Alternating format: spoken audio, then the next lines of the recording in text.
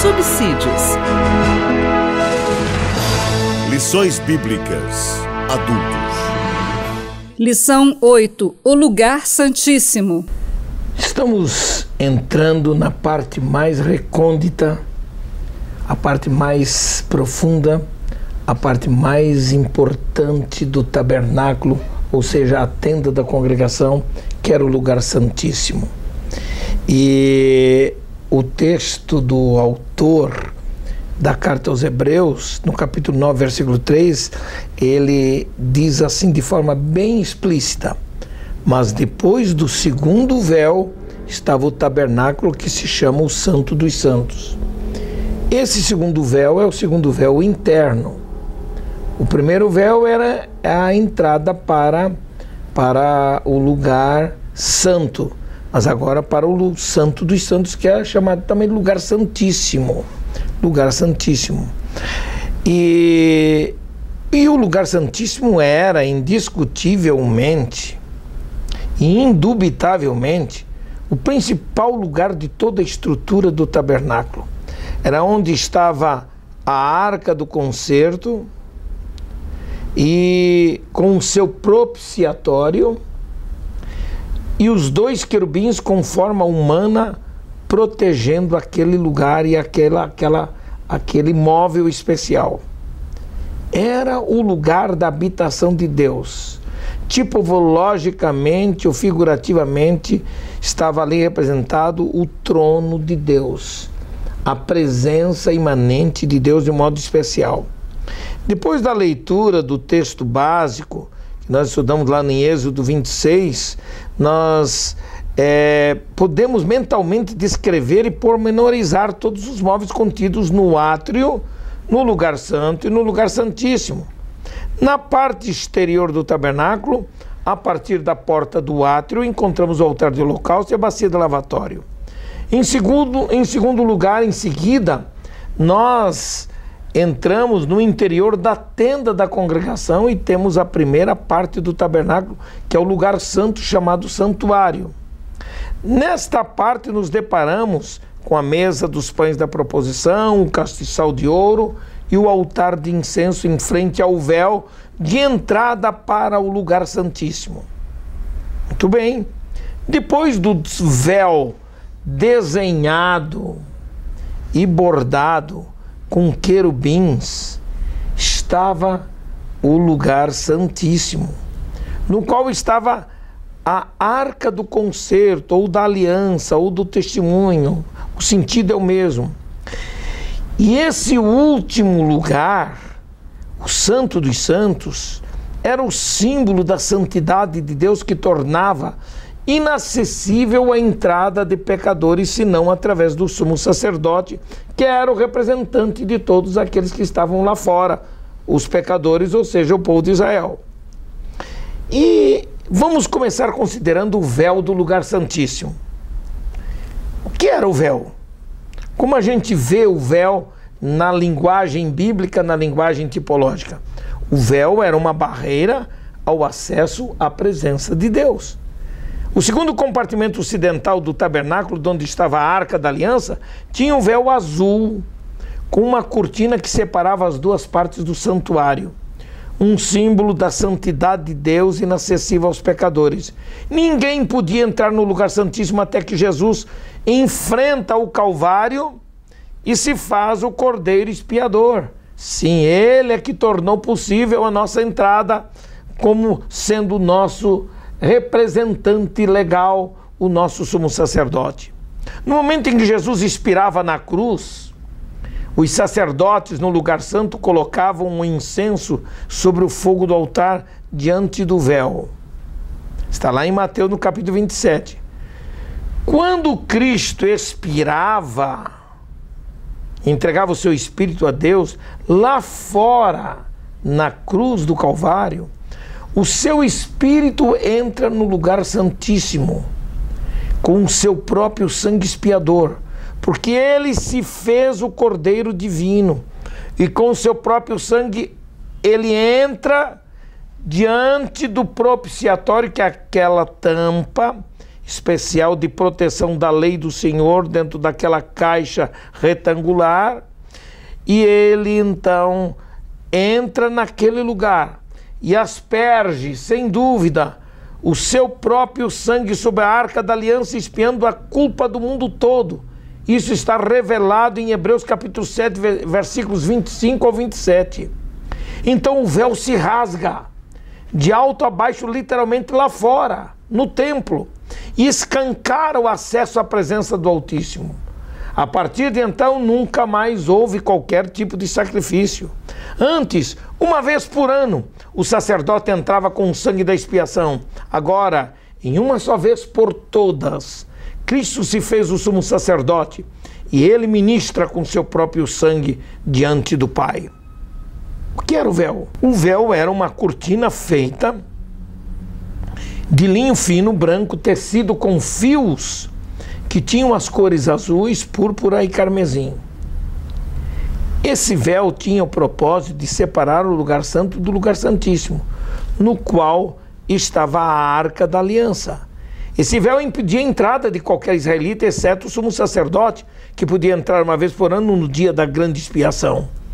Esse véu, portanto, era uma barreira para o homem comum. Na língua hebraica, o vocábulo véu é paraquete, que advém de uma raiz que significa separar. Ora, o significado do véu interior e o seu paralelismo com a obra expiatória de Jesus vem ensinar algumas coisas interessantes. No Novo Testamento, esse mesmo vocábulo, ele representa o véu interior, ou seja, a cortina entre o lugar santo e o lugar santíssimo. Quando Jesus estava na cruz e depois de esperar, ele ministrou intercessoriamente no lugar santo, no altar de incenso. E depois, com seu próprio sangue, entrou no lugar santíssimo para ministrar por todo o mundo, por todos os homens da terra. Está lá em Hebreus 9, versículos 6 e 7. Um teólogo do passado chamado Truman, ele fez um paralelo entre o Evangelho de João e o tabernáculo, e ele mostrou muitas coisas interessantes.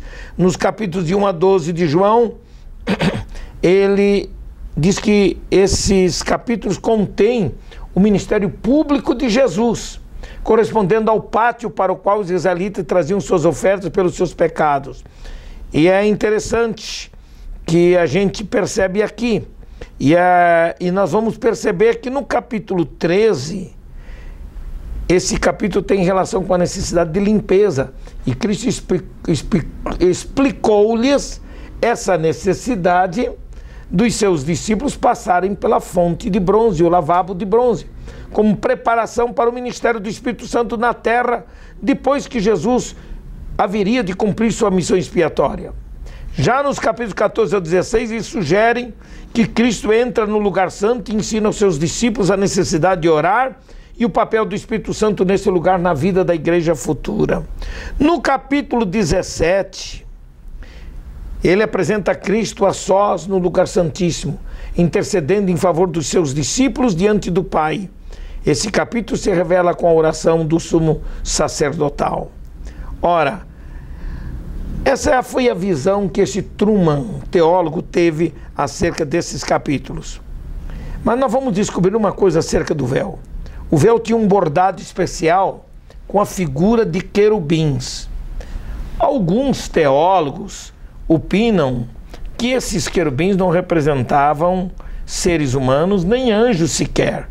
Opinam que esses querubins representavam apenas as obras e as manifestações gloriosas do Espírito Santo na vida de Cristo, envolvendo o seu nascimento, sua vida, seu ministério terrestre, morte e ressurreição do Senhor Jesus.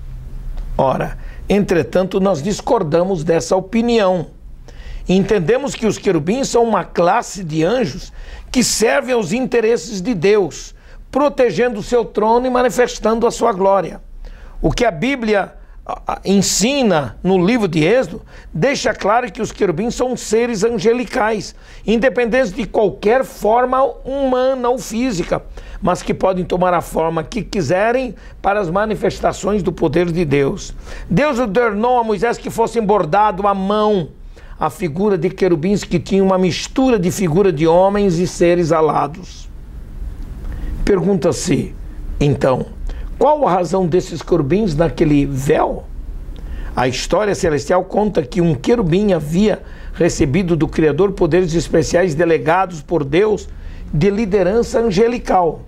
Mas esse querubim, chamado Lucifer, encheu-se de presunção e de orgulho, querendo ser igual a Deus. Foi então que ele foi expulso da presença de Deus, tornando-se o grande inimigo da divindade. Está lá em Ezequiel, no capítulo 28. Sua queda desonrou toda a classe angelical. Por isso, os querubins são uma classe de seres espirituais diretamente ligados ao trono de Deus. E a figura deles, pintados naquele véu interior, lembra ao homem que o trono de Deus está protegido de qualquer contaminação do pecado. Por isso, eles foram esculpidos sobre o propiciatório com as asas voltadas para a arca da aliança para protegê-la. As 4 cores do véu compreendidas naquela escritura, principalmente na escritura de Filipenses, no capítulo 2, 5 a 11, vem nos ensinar algumas coisas interessantes. Essencialmente, o objetivo primário do tabernáculo e seus móveis sagrados é tipificar a Cristo. Cada um dos tecidos compunham o véu entre o lugar santo e o lugar santíssimo, e isto apontava uma faceta do caráter pleno de Jesus. Aquelas 4 cores falam, de fato, das glórias de Cristo, segundo a compreensão que podemos ter da escritura de Paulo aos Filipenses 2, de 5 a 11. A cor azul indicava e falava de Jesus, que, sendo em forma de Deus, fez-se o verbo divino, que se fez carne, e isto revelava Jesus como Filho de Deus e a sua divindade. A cor carmesim se identifica com Cristo, que tomou a forma de servo, e fala de Cristo como aquele que se identificou como Filho do homem, o servo sofredor, que aniquilou-se a si mesmo e foi obediente até a morte, e morte de cruz. A cor branca do linho branco revelava a imagem daquele que se fez semelhante aos homens, sendo o servo perfeito de Deus no mundo dos homens. E a cor púrpura indicava a sua realeza, se identificando com a escritura que diz que Deus o exaltou soberanamente depois da sua grande conquista e vitória na morte e na sepultura. Outro sim, o véu representava, portanto, a carne de Cristo e expressava a sua humanidade. Está lá em Êxodo 36, 35.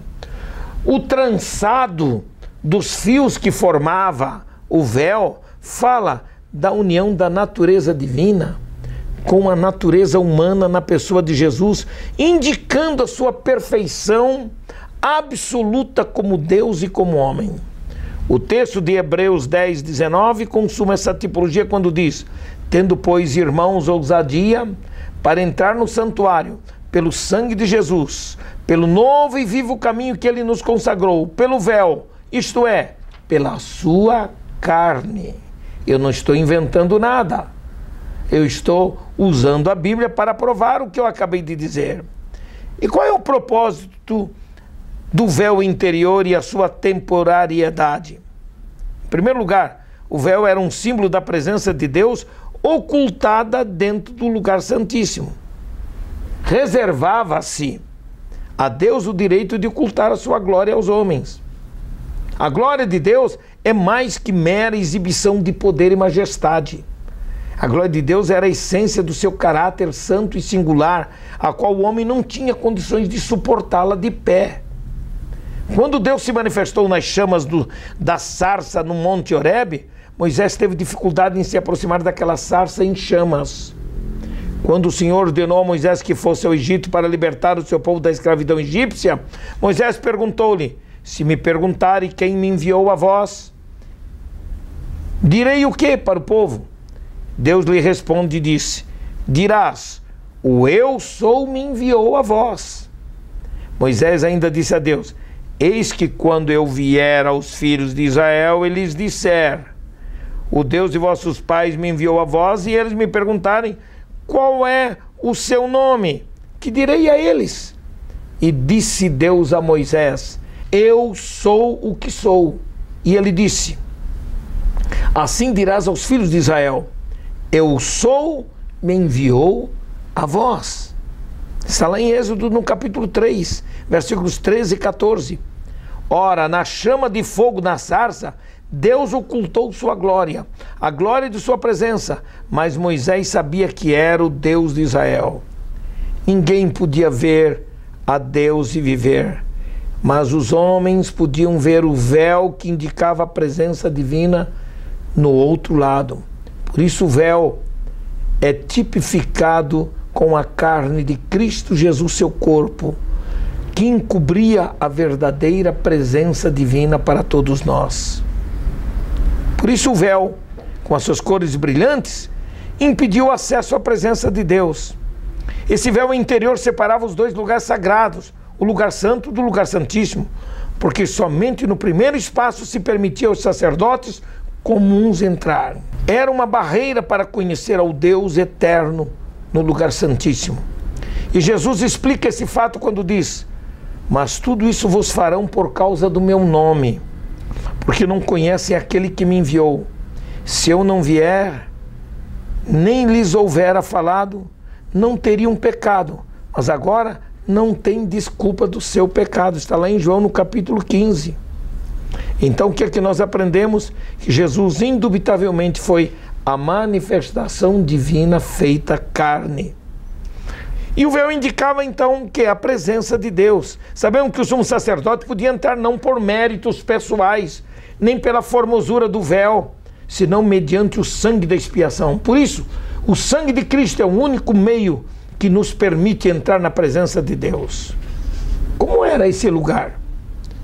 O lugar santíssimo, de forma material, era um lugar quadrangular, que tinha uma forma de um cubo que media 10 por 10 e por 10 côvados, mais ou menos assim. Media 10 côvados de altura, 10 de largura e 10 de comprimento. As medidas do lugar santíssimo no sistema decimal possuem números diferenciados. Uma vez que pesos, medidas e valores hebraicos são obscuros e o resultado sempre produz algumas pequenas diferenças numéricas. Nas várias informações em bíblias de estudo, a medida de um côvado equivale a 44,4 centímetros, a medida de 2 palmos aproximadamente. Portanto, em números arredondados, equivalia a mais ou menos a 45 centímetros a medida de um côvado. O lugar, de fato, continha apenas um mobiliário, a Arca da Aliança. E o espaço do lugar santíssimo era menor que o lugar santo. O tamanho do lugar, independente das medidas decimais, era quadrado. O lugar santíssimo tinha uma medida certa, e esse lugar tipificava o trono de Deus em Israel. Deus habitava com seu povo representado por esse lugar quadrangular. Essas medidas revelavam 4 dimensões da plenitude da glória de Deus naquele lugar.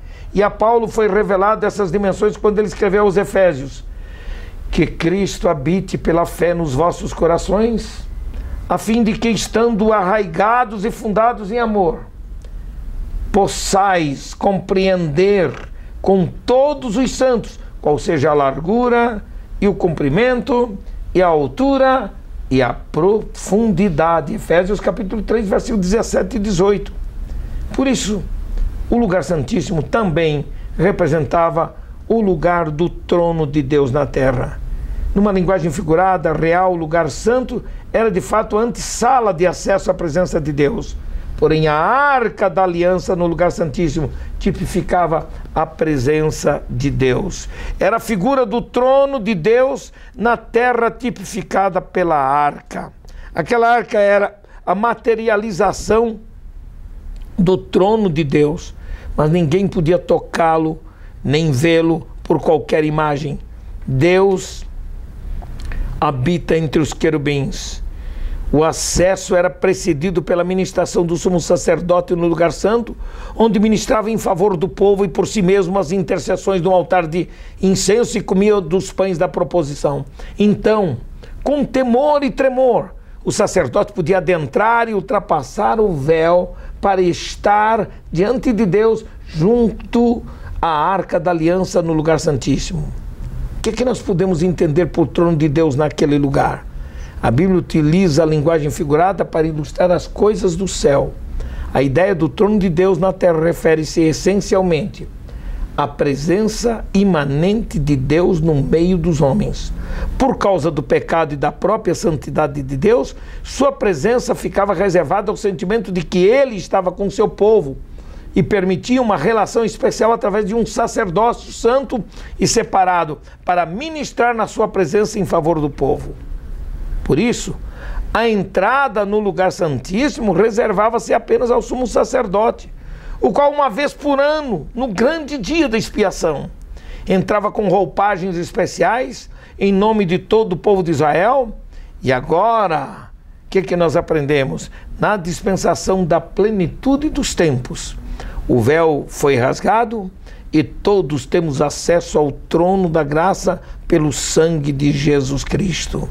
É isto que nós aprendemos, é isso que nós descobrimos acerca do lugar santíssimo.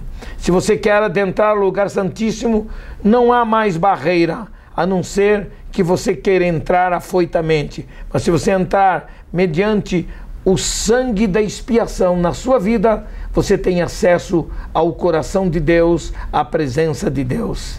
Que Deus te abençoe e que esta lição possa servir de bênção para a sua vida. Até a próxima lição, o próximo domingo, em nome do Senhor Jesus. Queremos estar com você na próxima lição de Escola Dominical.